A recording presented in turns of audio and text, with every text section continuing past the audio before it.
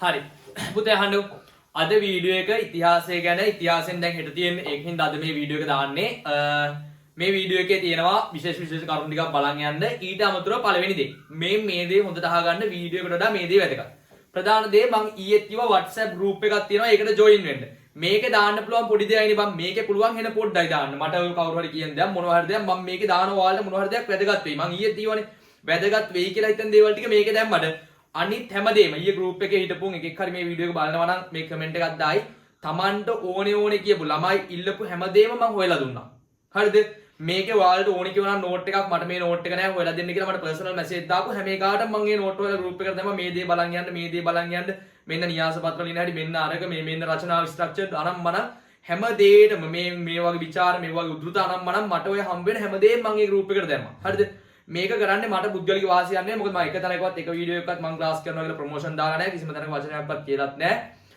ඒ හින්දා මට කියන්න තියෙන්නේ මේ දේ ප්‍රයෝජනයක් ගන්න WhatsApp group මේකෙත් මම දෙකක් දාන්න යටින් link දෙකක් ඔය link දෙකෙන් එකට join වෙන්න හරිද උඹලගේ යාළුවෝ ඉන්නවා නම් උන්ටත් කියහම අකුරක් හරි ඉගෙනගෙන තව ලකුණක් වැඩි කරගන්න යාළුවෝ පාස් වුණා කියලා එන ගන්න නැහැනේ ඒකින්ද ප්‍රධාන දේ පළවෙනිටම කියන්න තියෙන්නේ මේක ඊට පස්සේ අවසර ඇවිල්ලා වැළලෙන්න එපා පළවෙනි දියර group එකට join නම් ඒකේ පුළුවන් දේවල් දෙනවනේ ඒ මට මේක ඇතුලේ කරන්න බෑනේ මේක ඇතුලේ පුළුවන් දේ මේක note හොයලා දෙන්න බෑනේ comment අස්සට note දාන්න බෑනේ ඉතින් අරක නෑ මේක නෑ කියලා මේක ඇතුලේ කියන්න එපා අරකට join වෙන්න අරකට join වෙලා ඒකේ තියෙන දේවල් ගන්න ඒකෙදි මට personal message එකක් දාලා කියන්න මට මේ note එක හොයලා දෙන්න තියෙනවා නම් මට පුළුවන් දෙයක් නම් මම හොයලා දෙනවා හරිද මොකද හේතුව ඔයාලා ලකුණක් හරි වැඩිලා උඩට යන එක නෙවෙන්නේ ඒකද ප්‍රධාන දේ කියන්න තියෙන්නේ මේක ආසේ වැල්ලෙන්නේ නැතුව අර group එකට link දාලා තියෙනවා join වෙන්න join වෙලා ඒ වගේ තියෙන උදව් ඕන කට්ටිය මට කියන්න මම පුළුවන් විදිහට මම ඔයාලා දෙන්නම් හරිද ඒක තමයි ප්‍රධාන දේ කියන්න තියෙන්නේ ඊට පස්සේ වීඩියෝ එකට යන්න කලින් පොඩි දෙයක් කියන්න තියෙනවා මගේ පැත්තෙන් පොඩි දෙයක් මම ඒක වීඩියෝ එකක්වත් එකක් කියලාත් නැහැ පුළුවන් නම් ওই වීඩියෝ බලන කට්ටිය මොකද ඉස්සරහට ගණන් වලටත් ලොකු වැඩ ප්‍රමාණයක් කරලා දෙනවා පුළුවන් නම් subscribe උත් කරගෙන යන්න channel එක ඒක උදව්වක් වශයෙන් ඉතින් මේ ඒක මට කරන උදව්වක් හරිද මම කියලා නැහැ කිසි දෙයක් ඒකින්ද මට කරන උදව්වක් විදිහට පුළුවන් නම් channel එකට පොඩි subscribe පාරක් දාගෙන යන්න ඔයාලා කැමති නම් හරිද හරි ඒකත් කැමති නම් හරි අහන්න පුතේ අද තියෙන්නේ ඉතිහාසය හරිද හරි දැන් ඉස්සෙල්ලා බැනම් ගියාගෙන හිතන්න එපා බැන්නේ නැහැ මේ අර කියන්න ඕනේ කිව්වන් නැත්තම් එහෙම ඔබ හරියන්නේ නැහැ හරි නැත්තම් එහෙම එක මේක ආස කමෙන්ට් දානවා අර group එක දියදී group එකට ඇවිල්ලා ඕන දෙයක් ඉල්ලන්න මම ඕන දෙයක් දෙනවනේ මට පුළුවන් දෙයක් මම හොයලා අනිවාර්යෙන් දෙනවා හරිද මගේ සබ්ජෙක්ට් එකේ ගණන් ගැන ඕනම් ගණන් වලට මම ඕන දෙයක් කියලා දෙනවා හරිද අනිත් සබ්ජෙක්ට් වල මම හොයලා දෙනවා පුළුවන් දේවල් අනිත් සබ්ජෙක්ට් කියලා දෙනවා නේ හොයලා දෙනවා මට පුළුවන් දේවල් මම හොයලා දෙනවා හරි අහගන්නකො මේ ගන්නකො අද ඉතිහාසය ගත්තොත් බං 10 11 කියන පොත් දෙකක් තියෙනවානේ ඉතිහාසයේ ෆස්ට් එක කරන්න නම් අනිවාර්යෙන් මුළු සිලබස් එකම දැනන් ඉන්න ඕනේ ඕවරෝල් ඔයාගේ ඔළුව ඇතුලේ සිලබස් එක තියෙන්න ඕනේ ෆස්ට් එක ගහන්න මොකද හේතුව ෆස්ට් එකේ හැමදැනින්ම අහනවානේ ඔය ලෙන් අනම් මනම් ඔය ගොඩක් දේවල් මූලාශ්‍ර කියයි රජවරු කියයි ඔය ගොඩාක් ಜಾති අහනවා හරිද අහගන්නකො පළවෙනි පාඩම තියෙන්නේ මූලාශ්‍ර කියලා. පළවෙනි පාඩම මොකක්ද තියෙන්නේ? පළවෙනි පාඩම ඉතිහාසවල මූලාශ්‍ර. හරිද? මූලාශ්‍ර බෙදනවා කොටස් දෙකකට ප්‍රධාන වශයෙන්. එකක් සාහිත්‍ය මූලාශ්‍ර අනික තමයි පුරාවිද්‍යාත්මක කියලා. හරිද? සාහිත්‍ය පුරාවිද්‍යාත්මක කියලා කොටස් දෙකකට බෙදනවා. ඕමයි සාහිත්‍ය කියන එක බෙදනවා පුතේ කොටස් දෙකකට. හරිද එක දේශීය අනික විදේශීය කියලා මේ සාහිත්‍ය පොත් බෙදෙනවා හරිද සාහිත්‍ය මූලාශ්‍ර බෙදෙනවා ඊට පස්සේ මේ පුරාවිද්‍යාත්මක ඒවත් කොටස් තුනකට බෙදෙනවා පුරාවිද්‍යාත්මක ඒවා කොටස් තුනකට බෙදෙනවා එක අභිලේඛන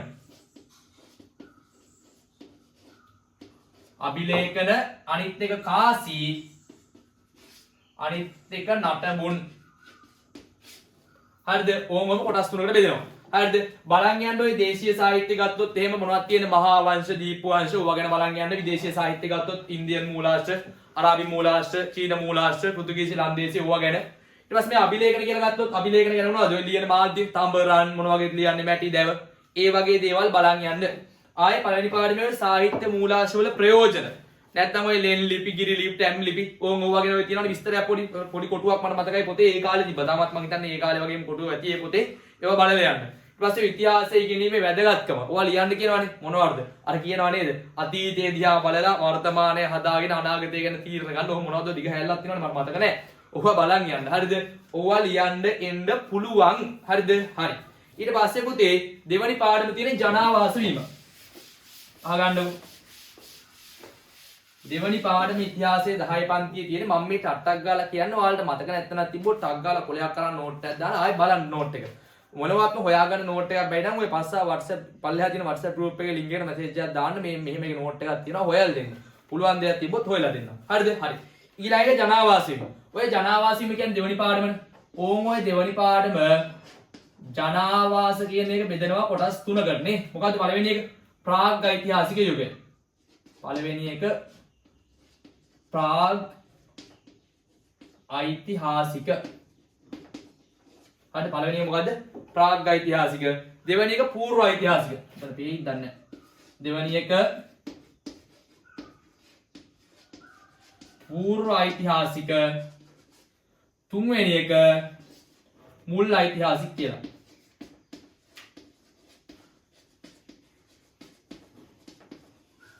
මුල් ඓතිහාසික, ප්‍රාග් ඓතිහාසික, පූර්ව ඓතිහාසික, මුල් ඓතිහාසික කියලා ඔය යුගයන්තර කැඩනවනේ කොටස් තුනකට. ඊට පස්සේ ඔය වගේම දේශගුණික කලාප ගැන, වාසස්ථාන, ජීවන රටාවල්, ආහාර රටාවල්, අභිචාර විදි ඒවා තියෙනවනේ ඉස්සර. ආය අර මේ කියන්නේ යට කට්ටක් කොහෙන්ද හොයාගත්තා. ඔය එක එක තියෙනවනේ කතා. ඔය ගුරු ගාලා තිබ්බා. ඕවා බලන් යන්න. ඊට පස්සේ පුතේ ඔය මේ වගේ වෙනස්කම් ප්‍රාග් ඓතිහාසික යුගයයි පූර්ව ඓතිහාසික යුගය අතර වෙනස්කම්. ඔය වගේ දේවල් බලන් යන්න. ඔවල් සසඳන්න එනවනේ, ලියන්න එනවනේ. ඊට පස්සේ ඔය ලෙන් තිබ්බේ පරණ බටනොබලෙන්, පාහියන්ගල, කිතුල්ගල, අත්තන ගලුලෙන, ඊට පස්සේ බූන්දල, අලුගල්ගේ ඔය එක එක තියෙනවනේ. ඕවා බලන් යන්න. හරිද? ඔයවා අනිවාර්යෙන් දෙවෙනි පාඩමේ එන දේවල් නේ. ඒකින්ද පුතේ ඔය වගේ පොයින්ට් තියෙනවා බලන් යන්න. තුන්වෙනි පාඩම මරු පාඩමක් තියෙන්නේ. මම ඒ කාලේ ටිකක් ඔය කැමතියි. මොකක්ද? දේශපාලන බලය. නේ? තුන්වෙනි එක දේශපාලන බලයේ විකාශනය. 10 පන්තිය 3. හරිද? හරි. ඔය දේශපාලන බලයේ විකාශනය වීම රාජ්‍ය සමයට කලින් පූර්ව රාජ්‍ය සමය කියලා දුන්නානේ. පූර්ව රාජ්‍ය සමයේ කවුද හිටියේ? ගෘහපති කියලා හිටියා එක්කෙනෙක්. ගෘහපති කියන්නේ ගෙදර ප්‍රධානියා. ආයේ ගමේ ප්‍රධානියාද කොහොද? පරුමුඛ. ඔය වචන අකුරු මාරු කරන්න එපා. පරුමුඛ. හරිද? පරුමුඛ කියන්නේ මම මතක නැහැ කවුද කියලා බලන්න පොතේ අනිවාර්යෙන් ඇති පරුමුඛලා ඔය විස්තර බලන් යන්න.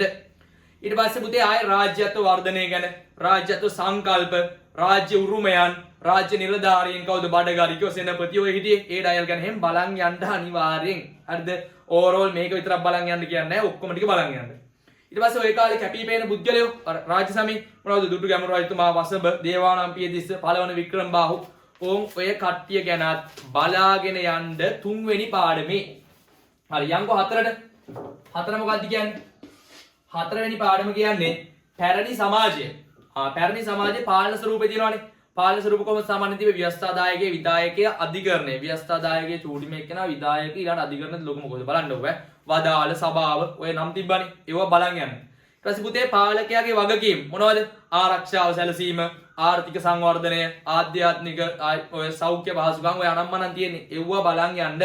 සෞඛ්‍ය පහසුකම් ගත්තොත් ඉස්පිරිතාලෙද කොහෙද වෙජ කිව්වේ? වෙජද සොත්ති ශාලාද මොනවද තිබ්බ අර මට මතකයි අර ගෑනු කට්ටියට මේ ආම්දාවන්ට බබාලා හම් වෙන්න මොකද්ද මේ අපි දැන් කියන්නේ හොස්පිටල් මිඩ්වයිෆ් නෙවෙයි කවුද මේ ප්‍රසූදාගාර ආන් ඒ වගේ දේවල් අදල් තිබ්බා කියලා ඉස්සර තියෙනවා. ඒක බලන් යන්න. ඊට පස්සේ මේ පාලකයින් අසල්වැසි රාජ්‍යයන් සමග තිබූ සම්බන්ධතා මොන වගේ සම්බන්ධතාවද? ඔය මොන වගේ හරි සම්බන්ධතාවක් ඔය තියෙන බිසවක් ගේන්න එක එක සම්බන්ධතා තියෙනවානේ. ඔය මොනවා හරි කමන්නේ මොන වගේ ඕ සම්බන්ධතා අනියම් හරි කමන්නේ තිබ්බ සම්බන්ධ ගන්න ටික ඔක්කොම බලන් යන්න. හරිද? හරි. ඔවා ඕවරෝල් චුට්ටක් බලන් යන්න. හරිද? හරි. ඊට පස්සේ පස්වෙනි එක මම ටිකක් වේගෙන් කියන්න යන්නේ බම් මේවා මතක නැත්තම් ආපහු මේක නතර කරලා බලන්න. හරිද? කරුමෙට හරි ආවොත් දැන් තේරෙනවානේ අම්මට සිටි මට සෞඛ්‍ය පහසුකම් මතක නැහැ. වෙජ කියන්නේ මොකද්ද මතක නැහැ. පාලකයාගේ වගකීම් මට මතක නැහැ. කියන්නේ උඹේ වගකීම් උඹ හරියට කරලා නැහැ නැත්තම් මතක තියෙන්න බෑ. ඒකින්ද ඒ පාලකයාගේ වගකීම් අනම්මනම් මතක නැත්තම් ටක් ගාලා බලන්න මොන වගේ දේවල්ද තියෙන්නේ කියලා. මේ පොඩි වීඩියෝ දාන්න හේතුව තමයි ඔය චූටි වීඩියෝ මම හැලිකටන් කියන්නේ නැහැ නේ. කියන්නේ නැති වෙන හේතුව ඔයාලට මතක නැති තැන් මතක් කරගන්න විතරයි මම වීඩියෝ දාන්නේ. හරිද? මේ දේ චූටි දේ මතක කරගෙන ආපහු යන්න. හරිද? හරි. මොකද හෙට විභාගයේ ඊට පස්සේ පුතේ විද්‍යාව හා තාක්ෂණය අංක 5 තියෙන්නේ විද්‍යාව හා තාක්ෂණය. විද්‍යාව හා තාක්ෂණය. හරිද? මේ පැත්ත කොට මහන්න විතර වෙනවා.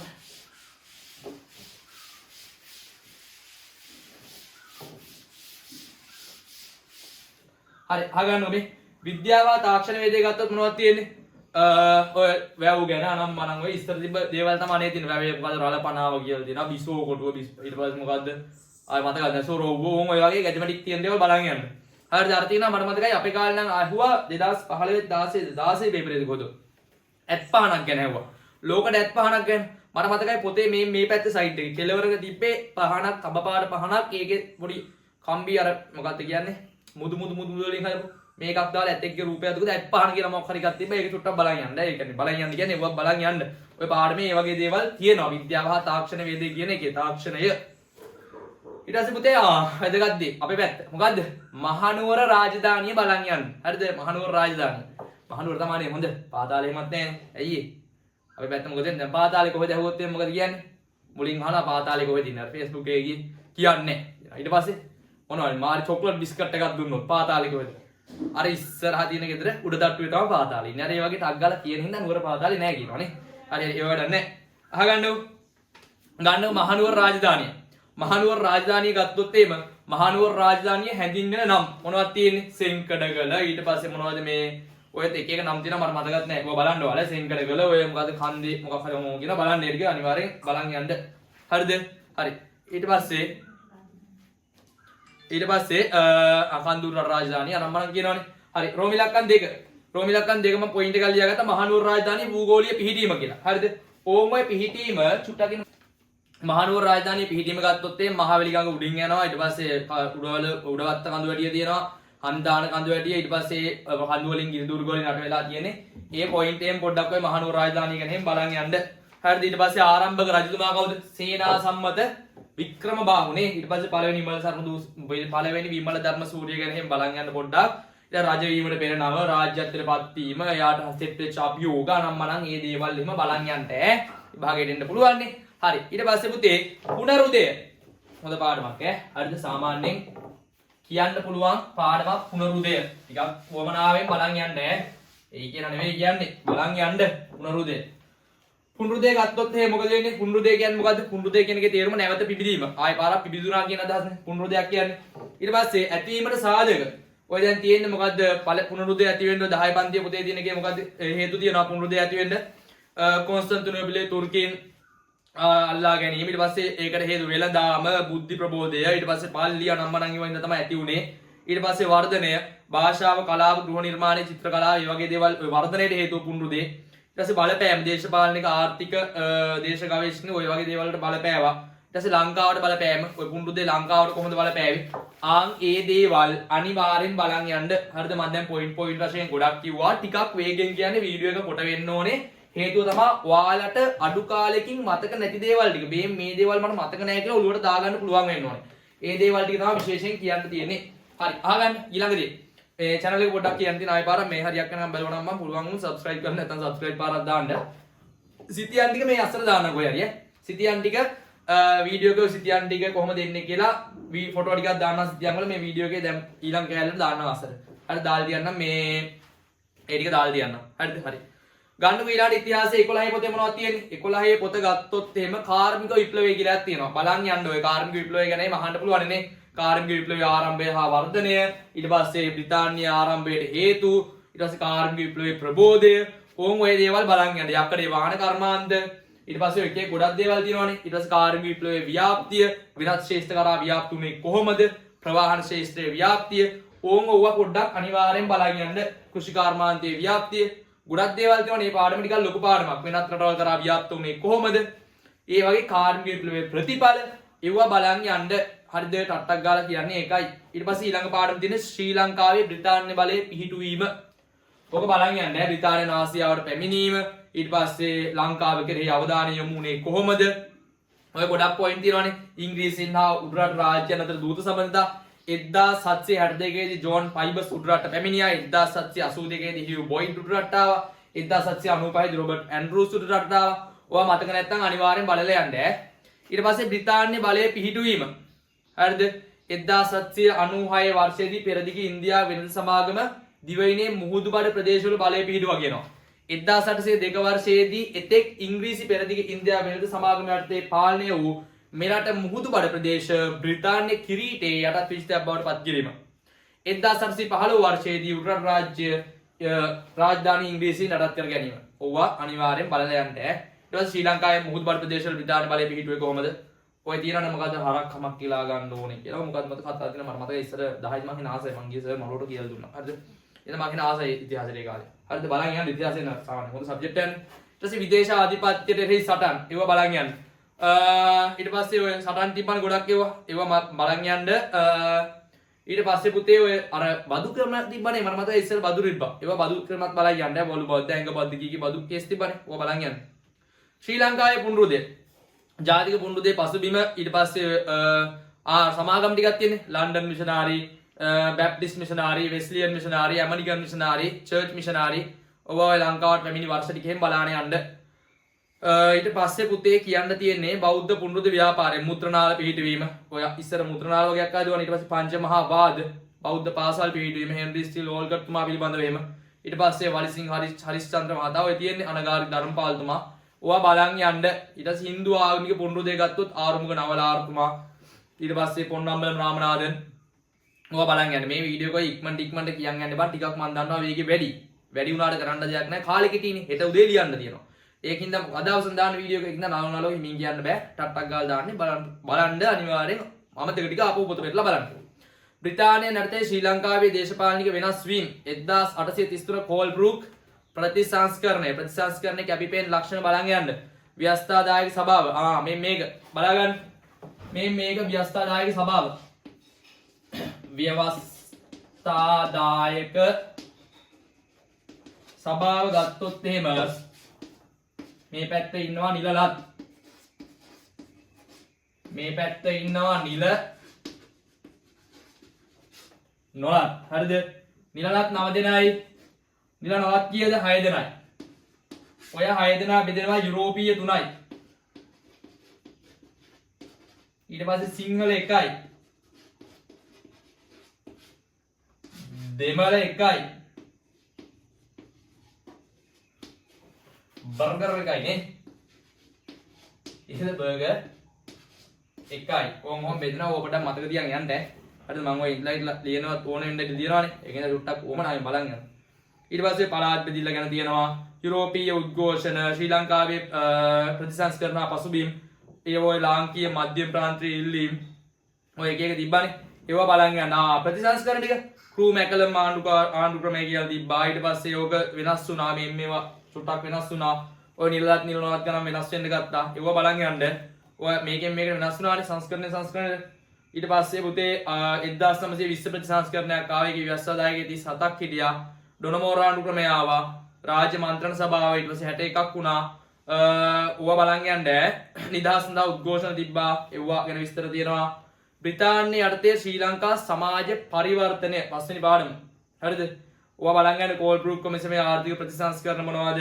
ඊට පස්සේ වතු වගාවේ දියුණුව, කෝපි වගාව, කෝපි වගාව දියුණුවේ බලපෑ හේතු කිහිපයක්. ඔය සමහරව නම් මම කියන්නම් 1833 කෝල්බ්‍රූක් ප්‍රතිසංස්කරණ වලින් පසුව විදේශිකයන් වැඩියෙන් කෝපි වගාවට ධනය ආයෝජනය කිරීම. ඔය වගේ හේතු ගොඩ තියෙනවා බලන් යන්න. පොල් වගාව, රබර්, රණම් මනම් ඔය ගොඩක් තියෙන්නේ. ඊට පස්සේ පුතේ ශ්‍රී ලංකාවට නිදහස ලැබීම. මොකද සෝල්බරි ප්‍රතිසංස්කරණය හා නිදහස ලැබීම බලන් යන්න එවුවා. 1947 පාර්ලිමේන්තු මැතිවරණයේ ප්‍රතිඵල එක්සත් ජාතික පක්ෂය 42යි රනිල් මාමගේනේ. ශ්‍රී ලංකා සම සමාජ පක්ෂය 10යි, ද්‍රවිඩ සංගමය 7යි, ඉන්දියානු සංගමය 6යි, බෝල්ෂෙවික් ලෙනින් පක්ෂය 5යි, කොමියුනිස්ට් පක්ෂය 3යි, කම්කරු 1යි, ස්වාධීනව තරඟ අපේක්ෂකයන් 21යි, එකතු 95යි. සෝල්බරි ආණ්ඩු ක්‍රමය අග්‍රාණ්ඩුකාරවරයා පාර්ලිමේන්තුව අගමැති ප්‍රධාන කැබිනට් මණ්ඩලය ඔය බලන් යන මතක නැත්නම් අධිකරණ කටයුතු ශ්‍රී ලංකාවේ දේශපාලන පක්ෂ ක්‍රම ඔය ගොඩක් જાත් තියෙනවානේ. ඔය ටික බලන් යන්න. එතකොට ඒ සම්බන්ධව කියන්න තියෙන මේ දේවල් තමයි. අගමැති හා අමාත්‍ය මණ්ඩලය ගැන විස්තර ඔය බලන් යන්න. ඒ අවසාන පාරමත් ඕන දේවල් ගොඩක් තියෙනවා. හරිද? ඉතින් කියන්න තියෙන පුතේ මේ ටට්ටක් ගාලා කිව්වේ මොනවා හරි දෙයක්. වකුරක් හරි මතක නැති තරම් මතක් වුණොත් මේ විප්ලව බලන් යන්න. ලෝකේ කැපිපෙන විප්ලව ඒවා බලන් යන්න. ඔය පොඩ්ඩක් හරි මං කියන්නේ මේ ටට්ටක් ගාලා හරි චූටි කෑලි වීඩියෝ කරලා දාන්නේ. මේක මතක නැති එකෙක් බලලා අඩේ මට මතක නැහැ කියලා හෙට විභාගයේ වෙලාවේ දකින්න කලින් අද දැකලා බලන් ගියොත් එම ඒක පට්ට වටනවා. රිසල්ට් එක කඩිනවනේ. කියන්න තියෙන්නේ මේවා වේගෙන් කිව්වා. හැබැයි මං ගෲප් එකට ඇවිල්ලා දෙයක් අහුවා මං ඕවා මේ හොය දාන්න නැතුව ඉන්නේ නැහැ. අනිවාර්යෙන් ගෲප් එකට ඇවිල්ලා මෙසේජ් එකක් දාන්න තේරෙන්නේ නැත්නම් තිබ්බ ගෲප් එකට ඇවිල්ලා කියන්න. නෝට් හොයලා දෙන්නම් පුළුවන් විදියට. ඉතින් වැඩේ කරගන්න හොඳ රිසල්ට් එකක් ගන්න ඒකක් ගන්න ඒ ටික තමයි කියන්න තියෙන්නේ. වෙන විශේෂයෙන් කියන්න දෙයක් නැහැ. ඉතින් ප්‍රංශ විප්ලවය ඊට පස්සේ ඔය තව විප්ලව තියෙන්නේ. බලන් යන්න ප්‍රංශ විප්ලවය අවසාන වශයෙන් කියන්න තියෙන ප්‍රංශ විප්ලවයට බලපෑ හේතු, ප්‍රංශ විප්ලවයට බලපෑ ආර්ථික හේතු ඕවා බලන් යන්න. ප්‍රංශ විප්ලවය කියන්නේ රුසියන් විප්ලවය, විප්ලවයට බලපෑ හේතු ඔය දේවල් බලන් යන්න. හරියට ඊට පස්සේ ලෝක මහා සංග්‍රාම හා සම්මුති. පළමුවන ලෝක මහා සංග්‍රාමය කවුද හිටියේ? ඊට පස්සේ දෙවන එක තියෙනවානේ ඔය සංග්‍රාම ටික බලන් යන්න. පළමුව ලෝක සංග්‍රාමයේ ව්‍යාප්තිය. ඊට පස්සේ පුතේ ඒකේ නායකයෝ කවුද? ජාතීන්ගේ සංගමයේ පිහිටුවීම අරමුණු. ඔය පොඩි පොඩි දේවල්. ජර්මනියේ හිට්ලර් ඩයල් එක නේ. හිට්ලර් බලවත් වීම ඔහුගේ ක්‍රියාකලාප ඔය පොඩි පොඩි දේවල් අනිවාර්යයෙන් බලන් යන්න. හරිද? හරි. මම දන්නවා ගොඩාක් වේගෙන් අද වීඩියෝ එක කරේ. මොකද හේතුව පොත් දෙකක් තියෙනවා බං ඉතිහාසෙට 10යි 11යි කියන. හරිද? මට මතකත් නෑ. ඔය තනින් තන මතක දැන් තමයි කිව්වේ. ඊට අමතරව තමයි බලත් කිව්වේ. හරිද? අකුරක් හරි නෝට් නැත්තම් මතක නැත්තම් තියෙනවා නම් මොනවා හරි කෙටි තමානම් මම ළමයි යවුවත් තියෙනවා මට. ඔයාලා WhatsApp group එකේ දානවත් මම දානවනේ මට පර්සනල් ළමයි යවනවා මේක අනිත් ළමයින්ටත් දෙන්න කියලා. ඒ දේවල් පවා මම අනිත් පැත්තට දෙන්නා. ඒකින කියන් තියෙන ඊයේ එකෙන් වැඩක් ගත්තා නම් ඔය සිංගල් දාස නම් ගොඩ දේවල් හොයලා දුන්නා. ඕකෙන් වැඩක් කරගත්තා නම් කමෙන්ට් එකක් දාන්න. ඉතිහාසයට පුළුවන් දෙයක් දෙන්නම්. පුළුවන් දෙයක් දෙන්නේ ඉතිහාසයේ මේ වගේ විෂයන් වලට ගණන් වලට පුළුවන් දෙයක් නෙවෙයි. ඉතින් ගණන් කොහොමත් ඔක්කොම ටික මැච් එක ගාලා දෙනවා. ඒ දවසට සෙට් වෙන්න. ඒක වෙනම වැඩ පිළිවෙලක් තියෙනවා. ඉතින් ඒ ටික තමයි කියන්න තියෙන්නේ. පුළුවන් විදිහට අනිත් සබ්ජෙක්ට් වලට උදව් කරන්න. හොඳට වැට්ටික් කරගන්න. හොඳ රිසල්ට් එකකට යන්න. එහෙනම් අදින් වීඩියෝ එක මෙතනින් ඉවරයි. ඊළඟ වීඩියෝ එකෙන් අපි හම්බ වෙමු.